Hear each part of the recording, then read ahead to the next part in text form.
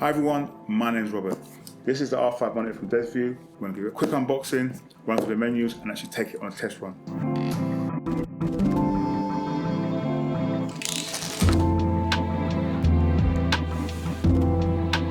Here we go. We've got one user manual. I'll come back to that in a minute. That's the actual device. It's got a bit of foam covering. Oh, what's this here? I think this is a sun shield to the box, so let's take these bits out first. We've got a cleaning cloth. We have some cables, so we have a HDMI to micro HDMI, and we also have a HDMI to mini HDMI. We also have I think it's a D-tap cable, and we also have a mount for the screen.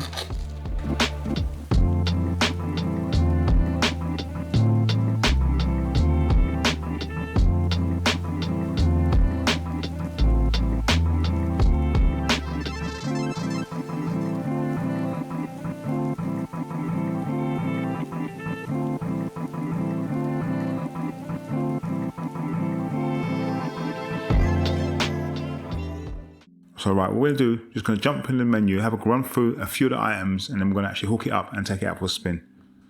So double tap on the screen to go into the menus. You can see it's broken down into sections. So we've got exposure assets, focus composition, LUTs, display setting, and system config. Right, so the LUT section I'm not going to go through, but we'll start with exposure and assets. If you go into there, you've got your false color, and that's the second thing now. I don't know how to use false color, so I'm not going to make it up or anything. We're going to skip that one, but you can actually just turn it on and you can see you got your false color there. Zebras now, so you got your zebras. You can adjust it, like for example, if you buy leading LUTs, it tells you how to set your camera and how to set your IRE, so you can see your zebra exposure levels here.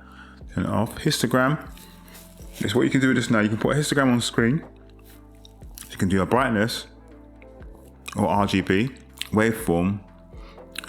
So you can have luminance or RGB as well. I'm used to the RGB one from DaVinci Resolve, and I'm going to leave it in that corner over there.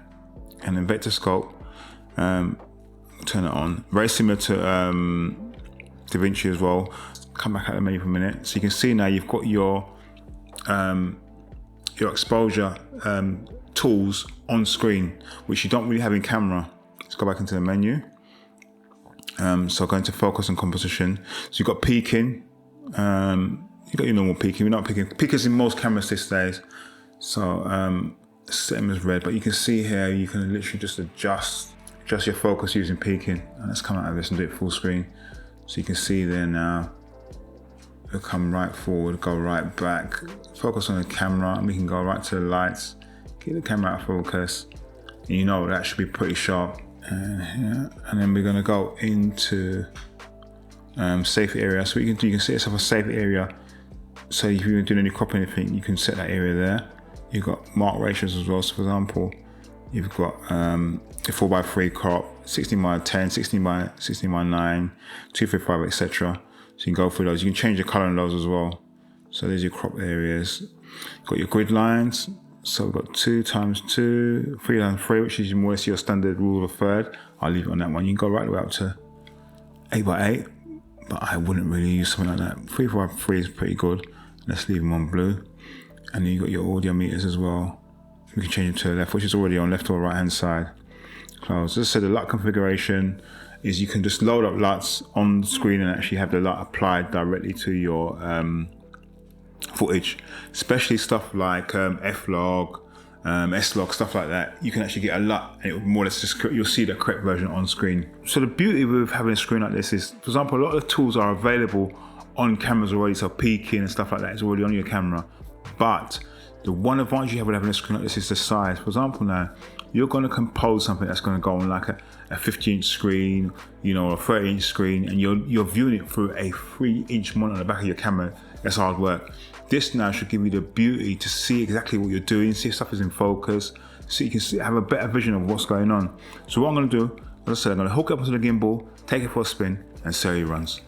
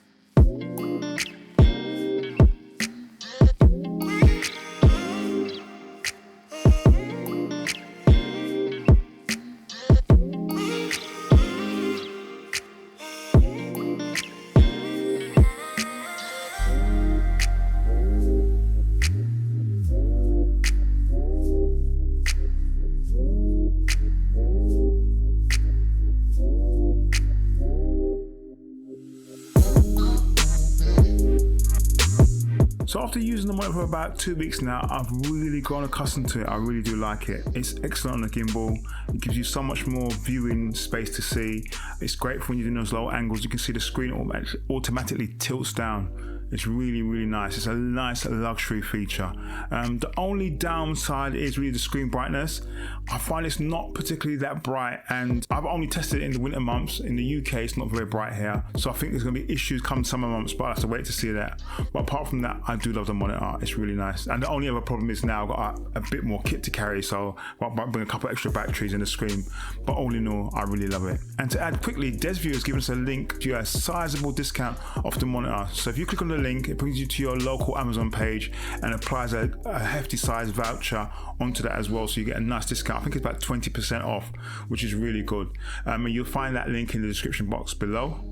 So guys, if you like the video, hit the like button. If you don't, let us know in the comment section below. Also, hit the subscribe button and the bell beside to be notified of future updates. And I will definitely see you along with Raquel before the new year.